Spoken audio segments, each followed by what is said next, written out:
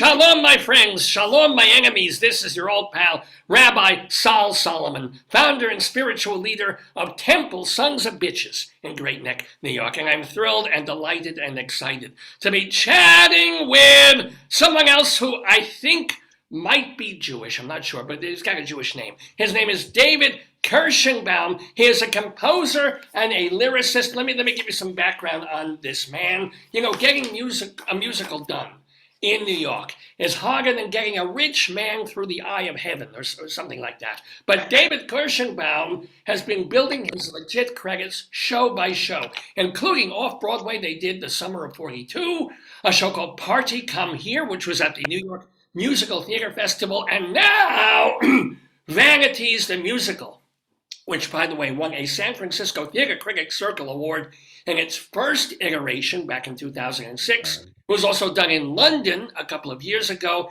and now it's revised again, and it's back off-Broadway at the York Theater. Please welcome Jonathan Larson Grant recipient and seemingly a Jew who wrote a Christmas musical. Ladies and gentlemen, won't you welcome David Kirschenbaum, who looks frozen. Uh-oh.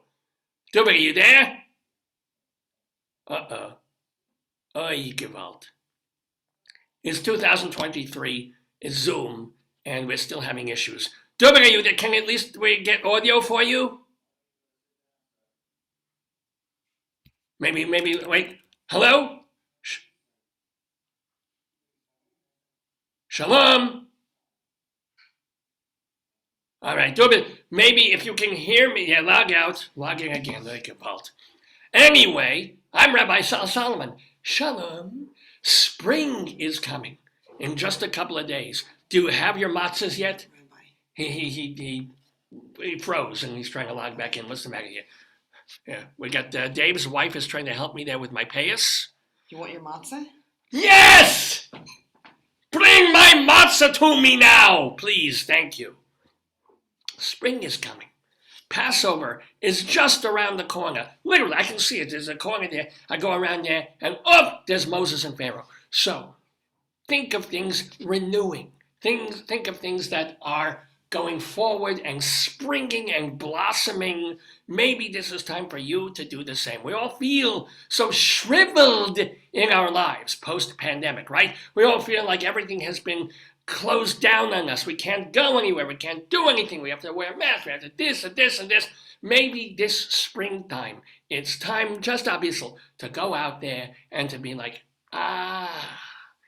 not do anything stupid, not risk our lives, risk COVID and things, but just still to grow again, to feel ourselves blossoming in our souls, in our hearts, in our kneecaps, to feel like, the world is out there. For 3 years, we've been kind of like, hello, world, we're scared of you. Oh, I'm in my room with the lights off and scrolling through tweets. Maybe it's time to put the tweets down and actually look at some birds tweeting. Look up at some birds tweet. They'll probably poop on you. But even if they do, you wipe the poop off and you move on. Let me send another message to David Kirschenbaum. In the meantime, Shmora Matzahs, ladies and gentlemen. This is not an advertisement. This is just an act of love, my friends.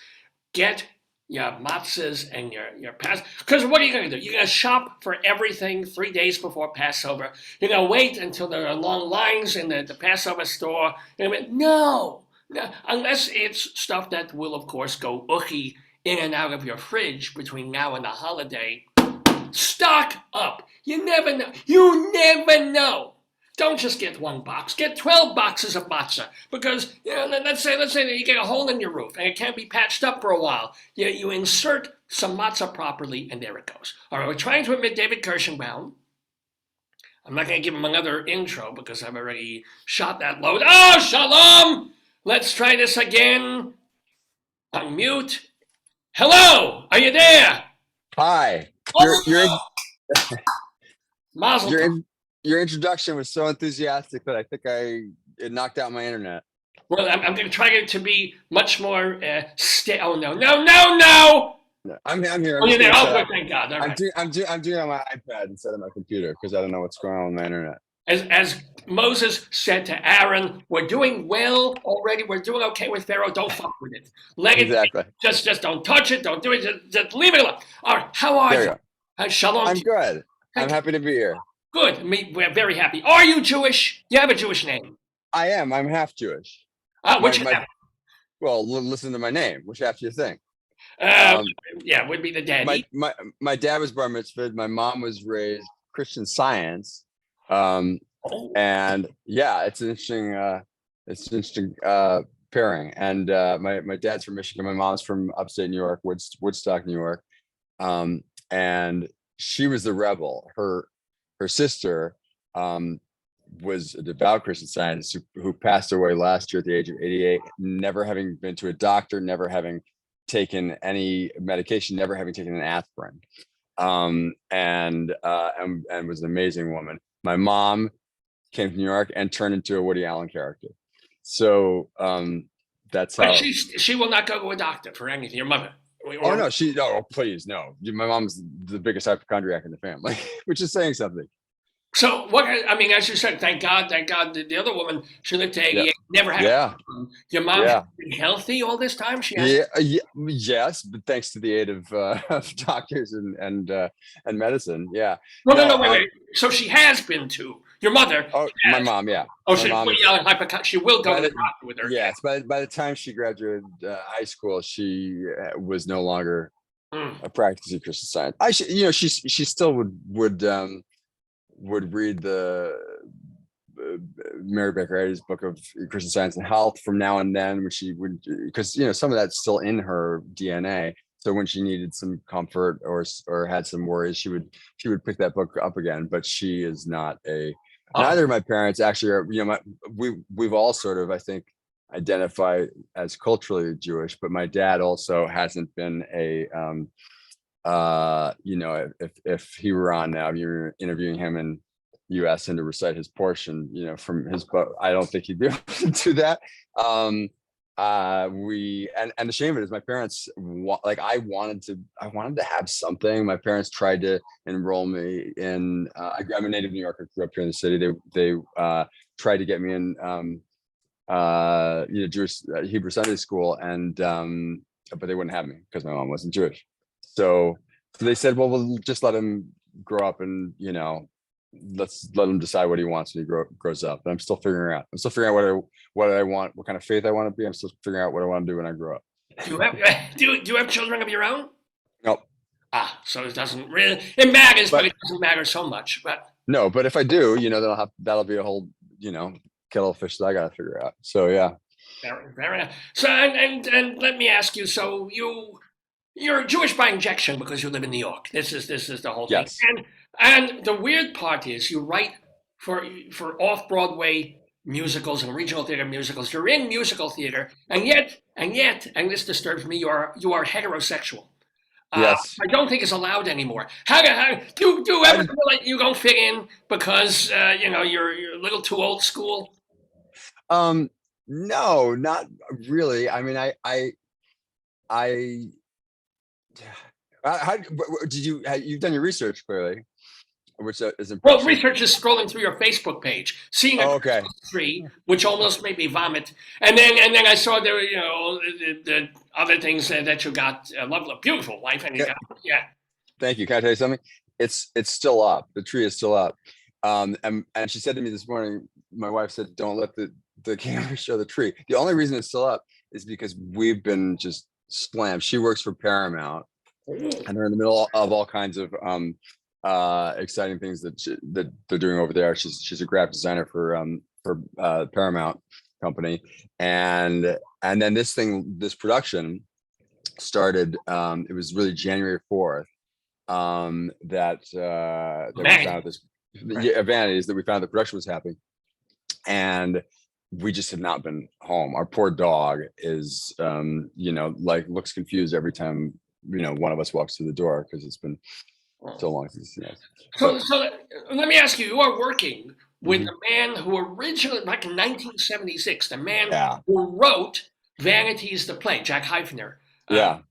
He's It's actually pronounced Hefner. I thought it reads Heifner, but everybody makes that same mistake, including me when I first met him. So it's Jack Heifner. Still sounds Hefner. Jewish to me. Still sounds bad. Yeah. So, but is back in the day when he first decided, hey, this could be a musical, like 20 years Yeah. ago when he's working. What was the thing of back then and even now going to the guy who wrote the play and then going, was he able to just say, open it up, do whatever we have to make it work?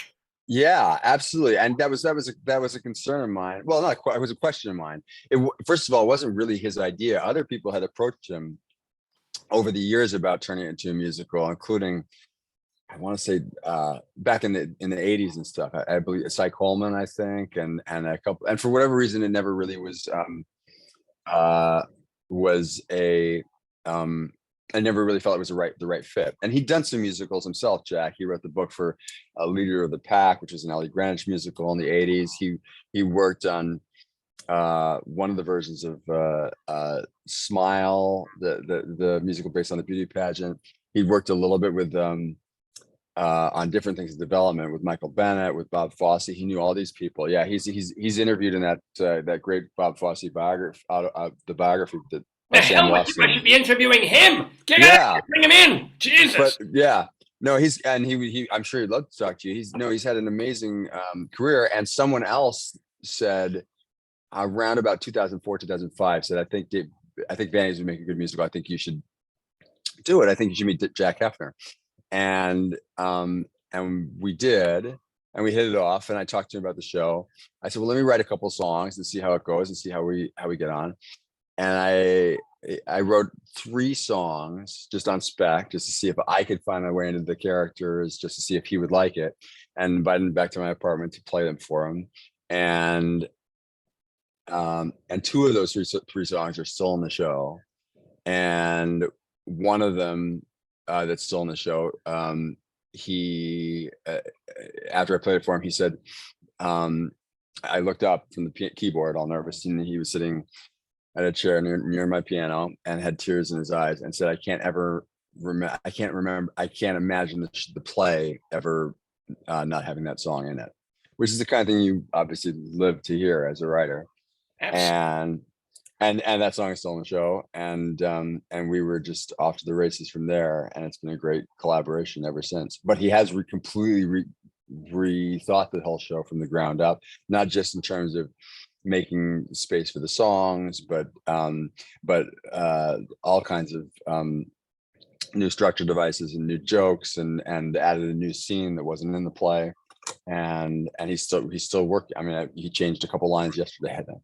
That's the thing. So you were working on it back in 2004 or 5, right? And it was done, and it got an award out in California. It came here, did a little bit off Broadway, but now you're not just taking that version and doing it again at the York. Why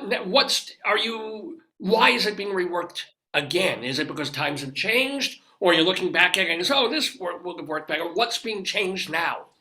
Well, what's being changed? There's 2 answers to that question. First of all, it's no secret, for a bunch of reasons, we weren't happy with, we just were never quite happy with the show. We weren't happy with we were grateful, and we always loved the cast that we were working with.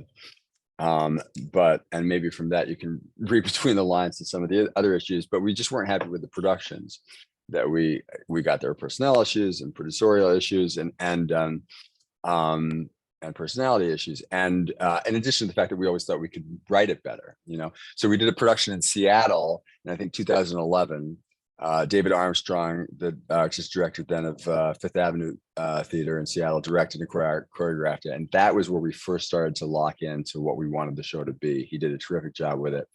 After that, there was a production in London in 2016 that took it even a step further, directed and choreographed by a woman named Raki Plews, a British Jew, a British Jewish woman who was at the first person to sort of really get everything Jack was trying to convey with the original play.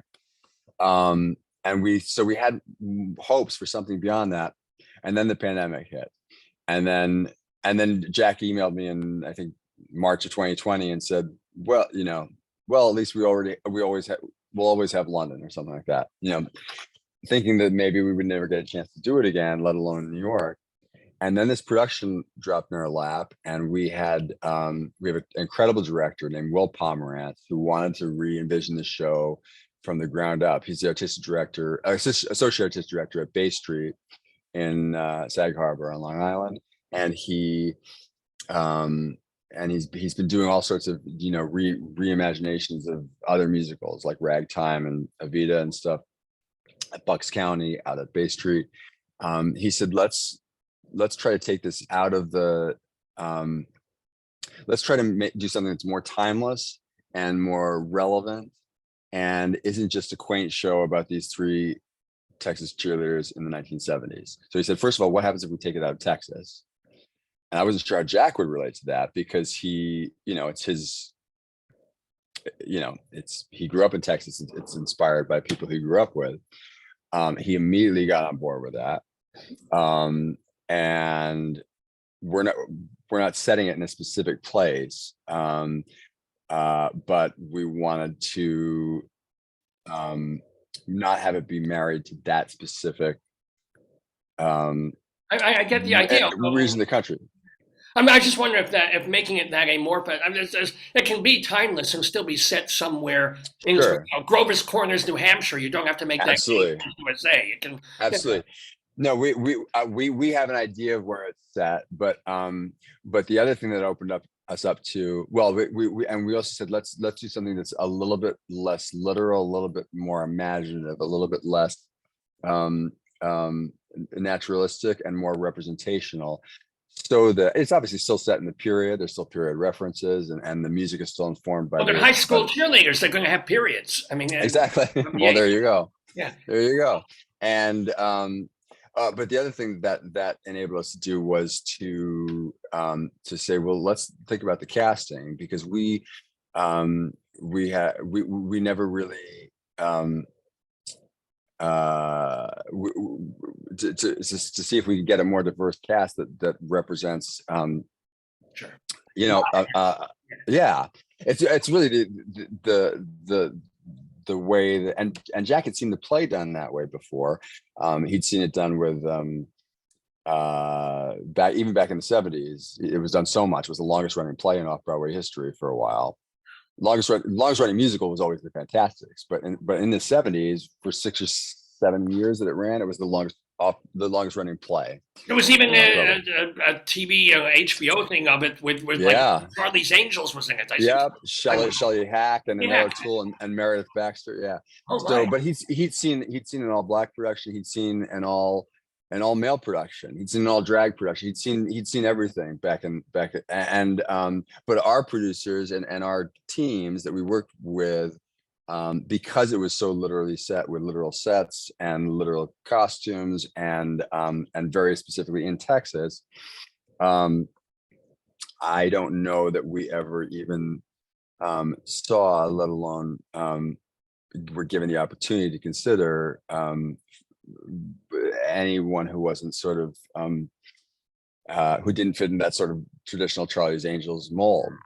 And our only concern was we didn't want to be seen as doing it as any kind of tokenism or just sort of trying to be fashionable in the moment. Being modern and real, but also you don't want to pander. Exactly. Look, let's have an Asian, let's have a black, and let's have a Latinx, and then we tick the boxes. Yeah.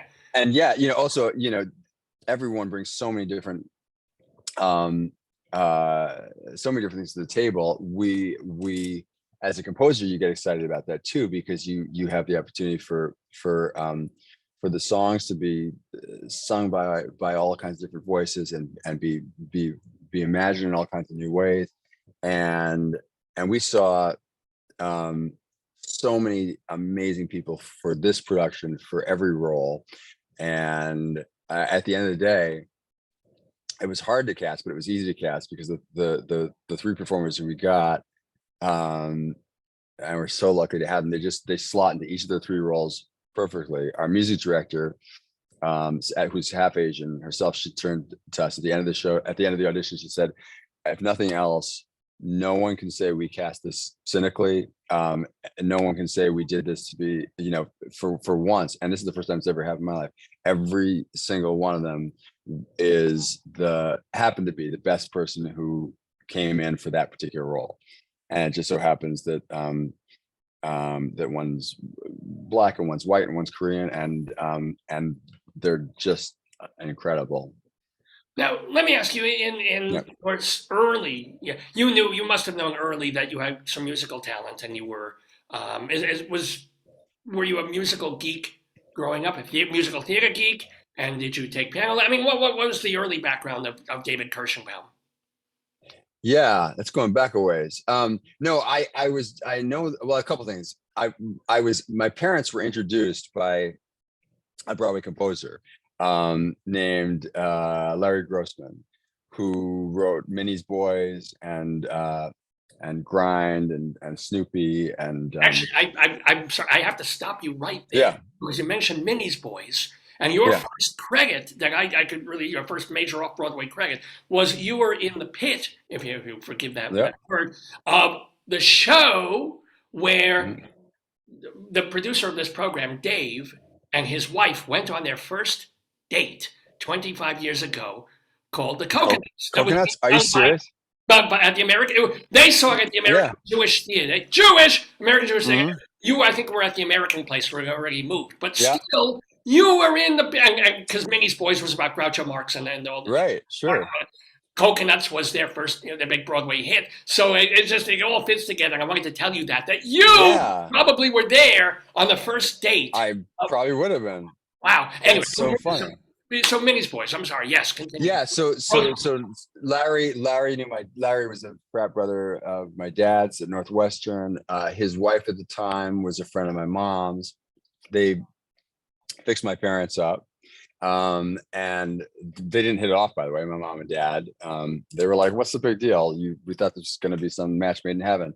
Didn't speak for a year. And then a year later, I guess my dad had a party to go to, and my mom happened to be sitting by the phone, and he'd gone through his entire little black book, and she was the 10th or 12th name, called her up, and she said, what the hell, free dinner.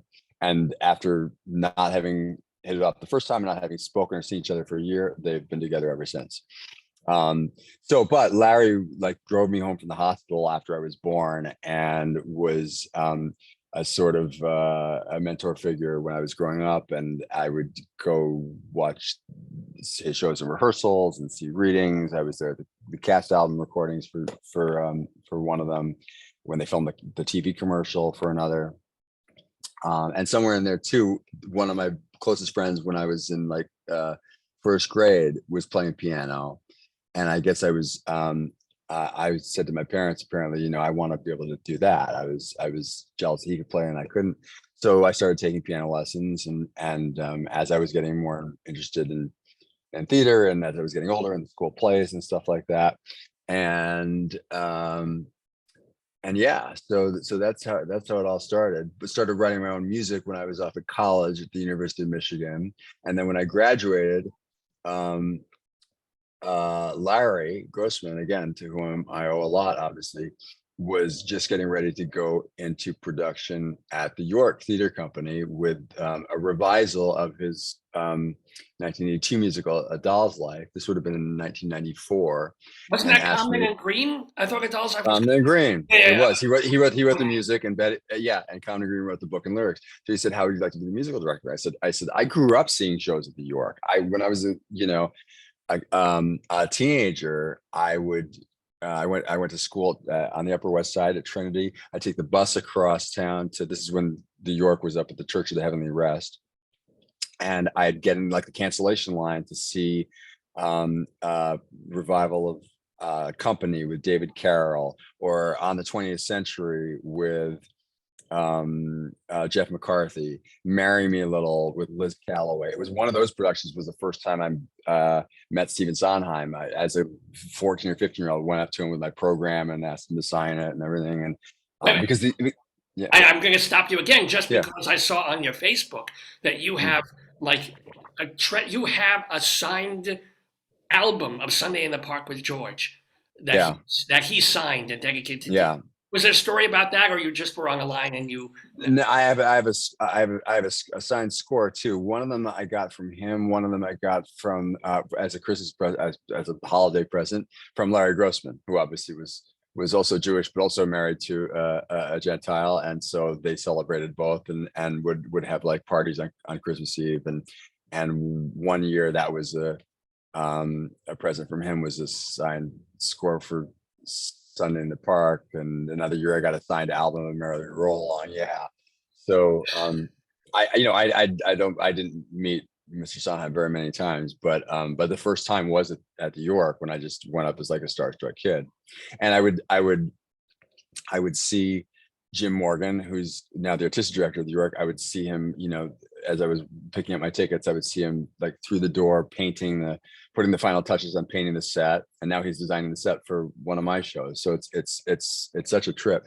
But that was my first job. Was A Doll's Life. Was right out of University of Michigan, and suddenly there I'm sitting behind an audition table with Betty and Adolph, and I'd gotten appointments for some of my friends from Michigan who'd also just graduated with me to come in and audition, and I'm sure they thought, oh, we'll go audition for this, this little show that David's music directing in like a basement. And it was a little show at that point. It was just a reading that then moved to a full production. But the looks on their faces because I didn't know Betty and Adolph were going to be there and be that involved and be doing rewrites the way Jack and I are doing now for Vanities. And seeing the looks on my faces, and they're trying not to let their jaws drop as they walk in and see Common and Green behind the audition table with only like 3 or 4 other people in like a kindergarten classroom. It was kind of surreal, and they were amazing. And and the York was amazing. And I've just been lucky enough to have a relationship with the York ever since. Well, you are amazing, David Kirschenbaum. I wish we had more time just to do this interview. No, thank you so much.